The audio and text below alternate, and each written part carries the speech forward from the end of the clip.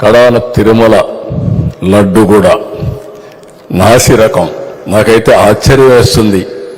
ఎన్ని కంప్లైంట్ చేసినా కడాన వెంకటేశ్వర స్వామి పవిత్రతను దెబ్బతీశారు. ఎన్నోసార్లు చెప్పాం. అక్కడ ఎంత దుర్మార్గంగా ప్రయత్నం చేశారంటే అంత దుర్మార్గంగా ప్రవర్తించారు. కడాన అన్న దానంలో క్వాలిటీ ఆఫ్ ఫుడ్ లేకుండా చేశారు.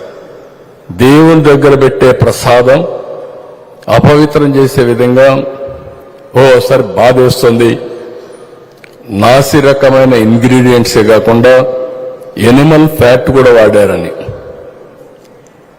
ఏది గీకు బదులు ఈరోజు స్వచ్ఛమైన గీ తెమన్నాం, ప్రక్షాళన చేయమన్నాం. నాణ్యత పెరిగింది, ఇంకా కూడా నాణ్యత పెంచుతాం. అల్టిమేట్గా వెంకటేశ్వర స్వామి మన రాష్ట్రంలో ఉండడం మనందరి అదృష్టం. ప్రపంచం అంతా మన దగ్గరికి వచ్చే పరిస్థితికి వచ్చారు. అలాంటప్పుడు వెంకటేశ్వర స్వామి పవిత్రతను కాపాడుకోవాల్సిన బాధ్యత మనందరిపైన ఉంది.